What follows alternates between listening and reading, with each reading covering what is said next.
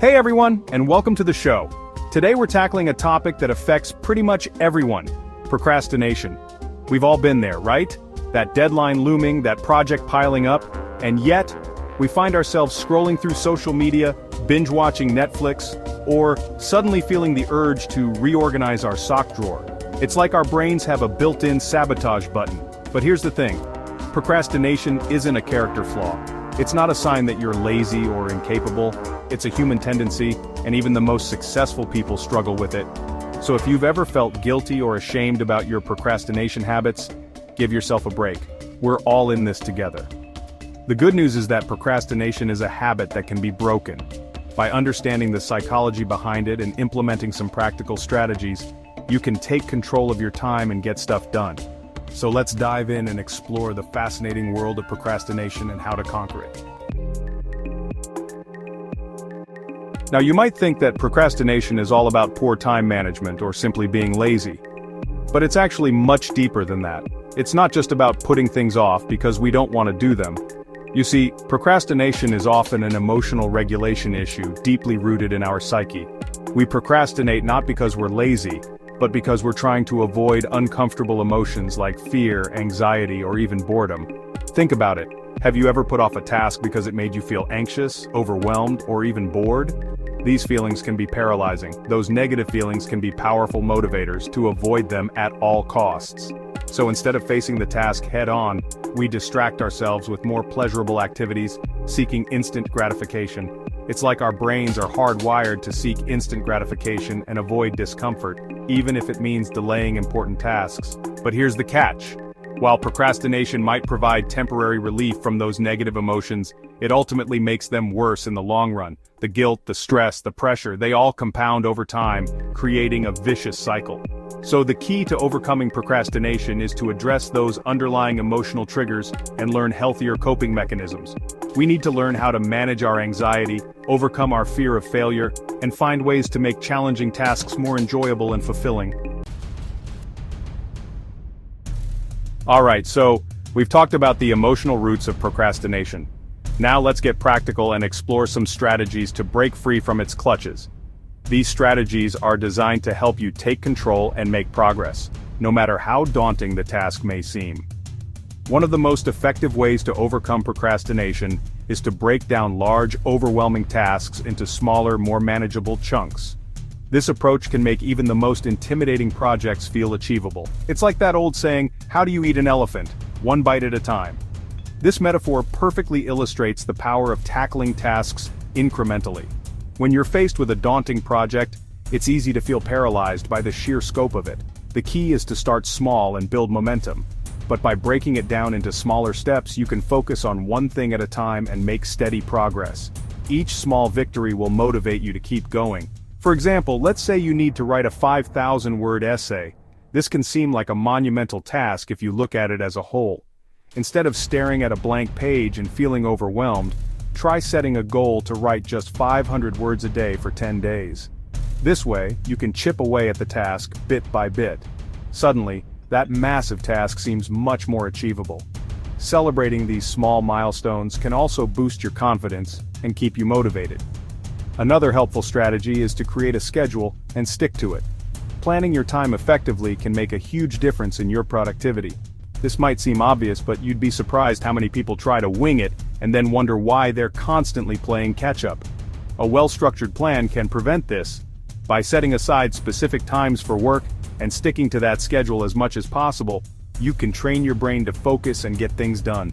Consistency is key to building productive habits. Section 4. Tech to the rescue. How technology can be your secret weapon. Now I know what you're thinking. Easier said than done, right? It can be overwhelming to figure out where to start. Trust me, I get it. We've all been there staring at our screens, unsure of how to make the most of the tools at our disposal. But here's where technology can actually be your best friend in the fight against procrastination. It's not just about having the tools, but knowing how to use them effectively. There are tons of amazing apps and tools out there designed to boost your productivity and keep you on track. From project management software to simple note-taking apps, the options are endless.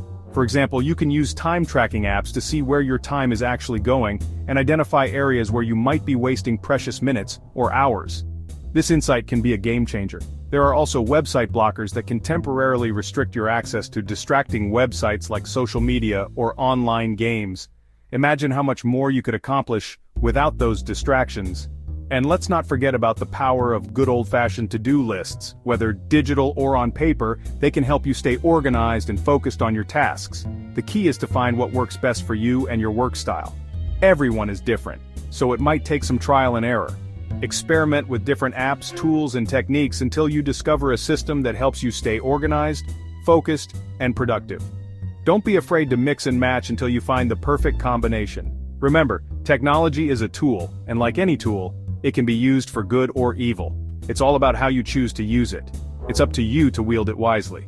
So, take control, explore your options, and let technology be the secret weapon that propels you to success. Section 5, Real-Life Heroes, They Procrastinated Too. Now I know what you might be thinking, this is all well and good, but what about those super successful people? Surely they don't procrastinate, right? Well, here's a little secret, they do. Even the most accomplished individuals have struggled with procrastination at some point in their lives. Take J.K. Rowling, for example. She's the brilliant author behind the Harry Potter series, one of the best-selling book series of all time. But did you know that she struggled with procrastination while writing the first book? In fact, she even joked about her procrastination habits, saying, "I am a bit of a procrastinator, and I will do anything to avoid doing what I'm supposed to be doing." The point is, even incredibly talented and successful people experience procrastination. It's not a sign of weakness, it's simply part of the human experience. So the next time you're feeling down on yourself for procrastinating, remember that you're in good company. Even the greats have been there. Section 6. Progress over perfection, your journey to productivity starts now. So we've covered a lot of ground today about procrastination, from its emotional roots to practical strategies for overcoming it. But if there's one key takeaway I want you to remember, it's this: progress over perfection.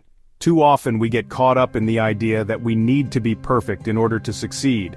We strive for flawless execution, for that Instagram-worthy productivity, for that sense of having it all together. But the truth is, perfection is a myth. It's an elusive goal that often leads to procrastination and self-sabotage. Instead of striving for perfection, focus on making progress. Celebrate small victories. Embrace the fact that you're a work in progress, and that's perfectly okay. Remember, the journey of 1,000 miles begins with a single step. So take that step today. Start small, be consistent, and don't be afraid to ask for help along the way. You've got this. Section 7. Join the conversation. Share your procrastination battles and triumphs. And that's a wrap on today's episode about procrastination. I hope you found it helpful, and maybe even a little bit inspiring. Now I want to hear from you. What are your biggest procrastination triggers? What strategies have you found helpful in overcoming procrastination? Share your thoughts, tips, and experiences in the comments below. Remember, we're all in this together, and sometimes just sharing our struggles can make a world of difference. So let's create a supportive community where we can encourage and learn from each other on our journeys to productivity and beyond. Thanks for listening, and until next time, stay focused and keep crushing it.